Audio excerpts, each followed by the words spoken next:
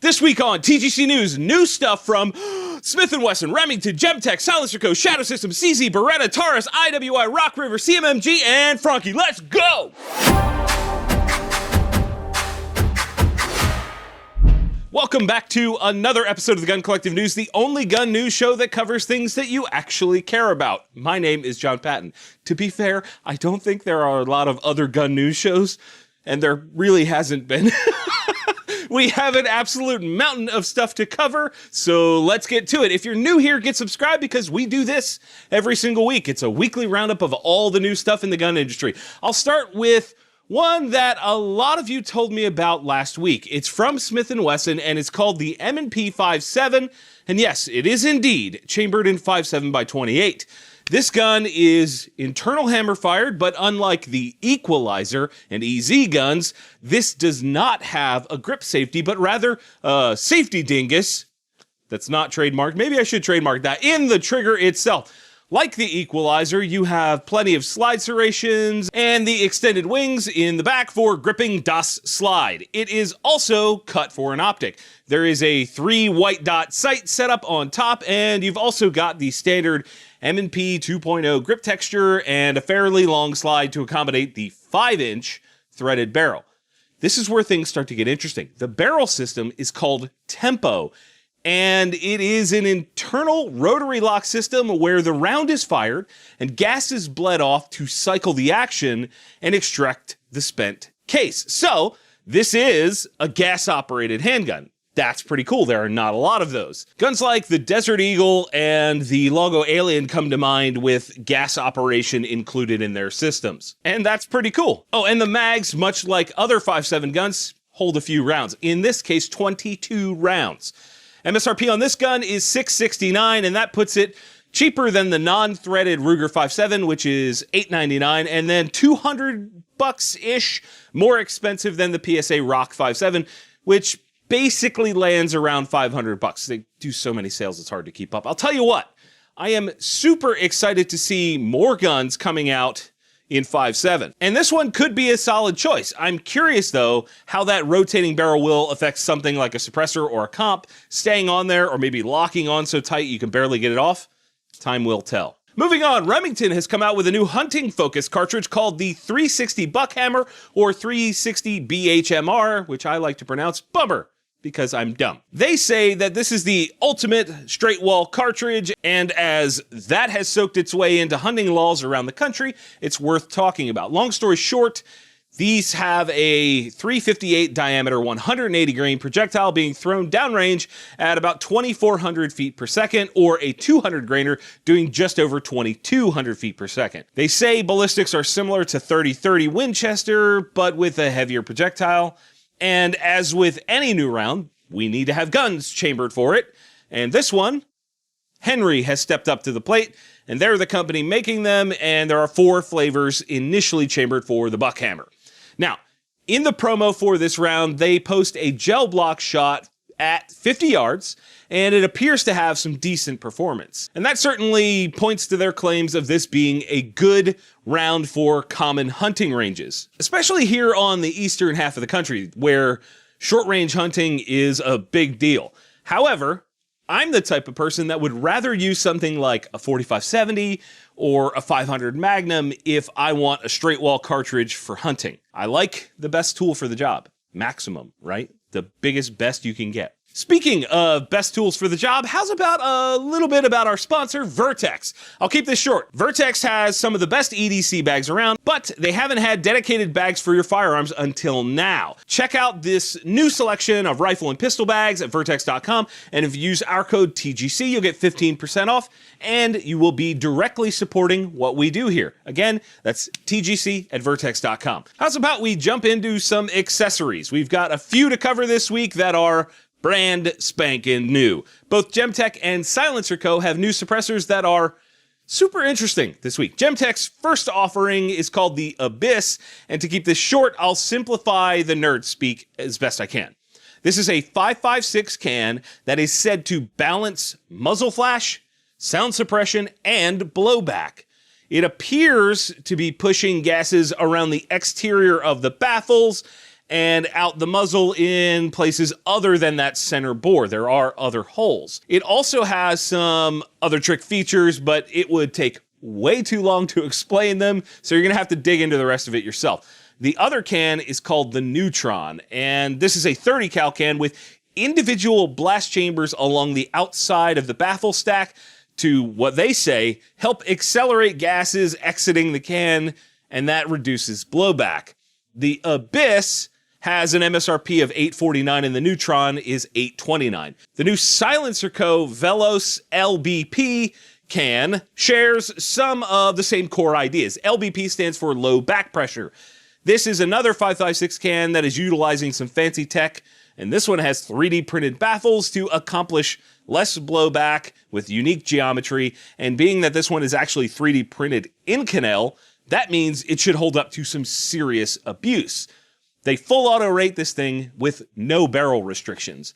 And that means we need to find a way to stick my 4-inch 5.56 upper from Project Atrocious and put that together with like maybe a machine gun lower and put one of these cans on there and just let her rip. MSRP on this one is $1,174, and at that price, let's hope that this thing absolutely rocks. Next up this week, Shadow Systems has another new gun in the 920 series called the CR920P. This is essentially the same size as a Glock 48. However, it holds 13 rounds in the mag and has a compensator on the muzzle. The comp actually attaches on in an interesting way with a sort of like 3-lug style thing. I'm not sure what they're calling it, and locks into place with a cam lever on the bottom of the comp. And I can't show you that because YouTube might delete the video if I do. And besides that, it's got the normal Shadow Systems stuff you'd expect, like a nice texture, solid trigger, and an excellent optic cut system. It seems like everyone is sort of gunning for that 365 spot these days. Pricing isn't listed yet, but we can guess that it'll probably land around $1,000 based on what they charge for the rest of their guns. In other handgun news, CZ added optic cuts and threaded barrels to the P10C and F, which is rad. They are the P10F ORSR and the P10C ORSR. Boggle names. I'm telling you, they're playing Boggle in the background. The gun industry loves it. Pricing on both is an affordable $599. So 600 bones for an optic cut threaded barrel gun. Yeah, that's neat. Cool. And speaking of neat guns, Beretta, sort of under the radar, announced the APX A1 Tactical. This is a very similar gun to the regular APX A1, but of course includes suppressor height sights, a threaded barrel to match, and 3 21-round mags. And here's the kicker. The MSRP is $550. That is a lot of bang for buck on paper. We have a review coming really soon on the regular APX A1, so stay tuned for that because that might make your decision on this tactical version. And rounding out the handguns this week, Taurus has a bunch of new wheel guns. First is the Judge Executive Grade. This is chambered for 410 shotgun shells, and it also takes 45 Colt, just like the regular Judge that we've known for years. This one has a 3-inch barrel and holds 5 rounds in the cylinder. It also has an MSRP of $949. They also came out with new Taurus guns, which is their optic mount system, versions of the 856 and 605 revolvers. I think it's pretty rad to see revolvers getting modern optic mounts as a standard thing. Those have MSRPs of $450 and $460. And then we have a couple new hunting revolvers from Taurus. Not everyone knows this, but you can indeed hunt with handguns in certain locations during certain times of the year. First, we have the Raging Hunter 500, which is, of course, chambered in 500 Magnum. Yes. These have ported barrels with a Picatinny rail on top for a scope. You can get these with 5-inch barrels, 6.75-inch, or 8-inch barrels. MSRP starts at $1070, and then we have this bonkers-looking Raging Hunter 460 with a 10-inch barrel. It reminds me a lot of the 460 VX that Smith & Wesson does. This one is very similar to the Hunter 500, except that it has a shorter barrel shroud that has a bipod mount, like a pick rail on the bottom, and leaves the end of the barrel sort of dangling out there with a giant muzzle brake. And the front sight is also out there, and they're kind of by their lonesome. MSRP is $1270 on that one. I'll tell you what, the 500 and 460 are both excellent cartridges, and I'm glad to see more brands pimping them. We've got a ton more stuff to cover this week, folks. If you're enjoying this video, please hit the like button. It actually does help. Like, I really appreciate it when you do that. It does help.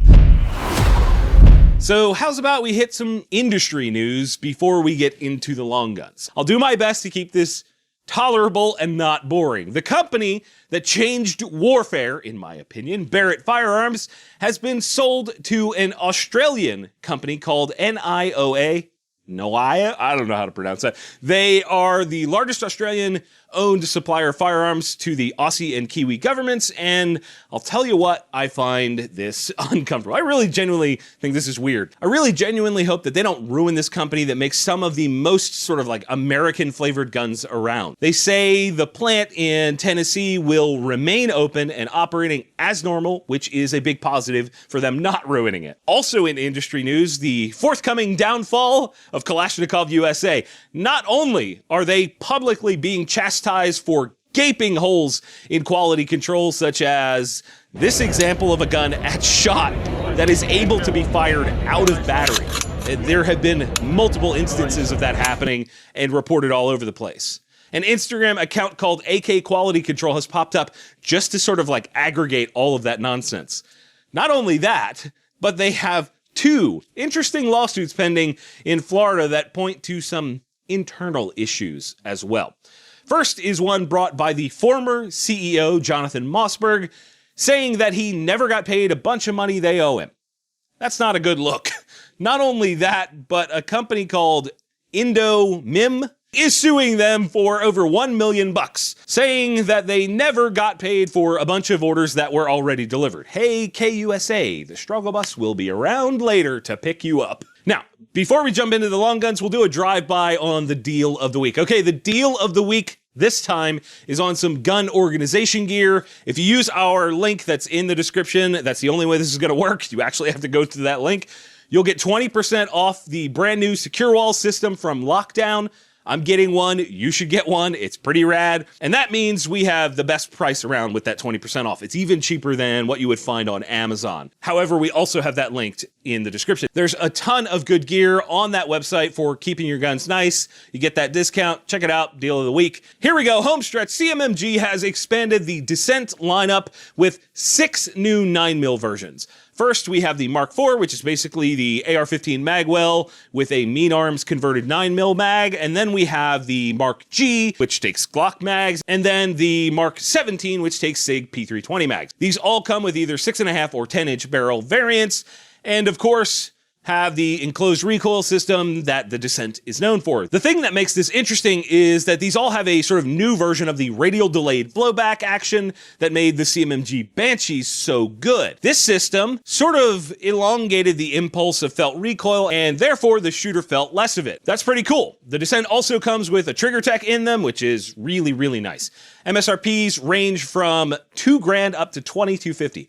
I'm actually heading to CMMG next month to take a closer look at the Dissent specifically, so if you guys have questions, let me know. My first question to them is going to be, why the heck are these so expensive? Let's hope we get an actual answer. I'm going to share that with you guys when I find out. Rock River Arms has 3 new rifles as part of their Ascension All-Terrain Hunter line. They're all ARs, all have Magpul PRS light stocks, Hogue pistol grips, and a TriggerTech diamond trigger in it. They also all have stainless barrels. The chamberings are where things divide. There is a 223 Wild version, a 350 Legend version, and a 450 Bushmaster version. They also all come with a VERTX scope. The VERTX Viper HS 4-16 is on the 223, and the big bores have the Strike Eagle 1-6 on them. So these are all sort of packages, and they are all very expensive to boot. The MSRPs are $3,020 for the Legend, $3,075 for the 450 Bushmaster, and $3,235 for the 223. I'll tell you what, of all the $3,000 rifles out there, a Rock River Arms is nowhere near the top of my list to purchase. Moving on from there, Franchi has a new bolt gun that looks pretty interesting. It's called the Momentum All-Terrain Elite. It was not planned to have 2 guns back-to-back with all-terrain in the name, but I'm okay with it. This one is essentially a tuned-up version of the normal Momentum. It comes in either 7.62 or 5.56, both with 18-inch threaded barrels, and of course, the camo stock and bronze Cerakote on the action. The The stock features a nice cheek piece and some M-lock slots up front, and the Action has a longer pick rail on the top, and they say that this is so you can either mount the scope traditionally towards the rear or a little bit more forward, scout style, and there's also a nice set of flip-up sights built in. This strikes me as the old Ruger Scout rifle sort of evolved. I had to look, and yes, they do still make those Ruger Scout rifles. Both chamberings have an MSRP of $1449. The question is, would you take this over an 18-inch AR with some of those chamberings? I suppose where it's not legal to hunt with a semi-auto, this could be pretty cool to put a can on and sort of rock out. I don't know, it's another option. Also, from the Italians, Beretta, again, Beretta, that's twice in this episode, has a new shotgun in the A300 line. It's the A300 Ultima Patrol, and this is an interesting one. Essentially, they've taken the A300 Action and made it a bit more tactical-ish. It's got a 19-inch barrel, shortened length of pull stock, larger controls, enlarged loading port, and a handguard with aggressive texturing and M-lock slots up front. There's also fixed ghost ring sights on the top, as well as a section of Picatinny rail for an optics. So very similar to the 1301 Tactical, except that this does not have the rotating bolt blink operating system like the 1301. They say it's not as fast. So this one is almost but not quite a 1301, so it's almost but not quite as expensive. This thing carries an MSRP of $1099 across the board, no matter what color, and since they're offering it in black, gray, or tiger stripe, yeah, tiger stripe, I'm officially calling dibs on a tiger stripe version. I freaking love 12 gauge and I need all of them. And this next one has been a long time coming. This gun was originally released to the world in 2019, but has not been available in the US until now. It's by IWI, and it's called the Carmel. This is a new take on a piston-operated side-charging 5.56 rifle. It's got a 16-inch barrel, free-floating, chrome-lined, cold hammer-forged barrel, and the receivers are largely like polymer on the outside with some metal sections like the Picatinny rail on the entire length of the top. It also, of course, takes AR mags, because it should. We'd be pissed if it didn't. And then the controls are ambi, the stock is sort of dual adjustment thing. You have the cheek piece to get nice alignment with optics, and then the adjustable length of pull. Of course, great, that's good. It also takes AR-15 grips, which is a nice touch, although it does come with a B5 Systems grip, which I actually like. So you may not even need to swap that. Can I just say, thank God that it does not come with an A2 grip that people love to put on these rifles. Can the industry just like stop putting that trash on guns? Like, please? The handguard on the Carmel is covered in M-lock slots up front and gives access to the dual position piston system. There's the normal and suppressed modes. Big shout out to TFB TV for their coverage on that one. We borrowed some of it. They did a good job. Now, the thing that comes to mind immediately after looking at this gun and understanding its features is that it is very similar to the FN SCAR 16. And because of that, we have to compare the price tags on those two guns. The Carmel rifle has an MSRP of $1799, which is not offensive. The SCAR 16 has an MSRP of $3,839, a price gap of $2,040. You could buy two of these Carmel rifles for the price of one SCAR 16. So if this Carmel is legit, that's pretty rad. I'd love to hear your thoughts on this gun and all of this stuff that we covered down in the comments. As always, thank you all for watching. We'll see you soon.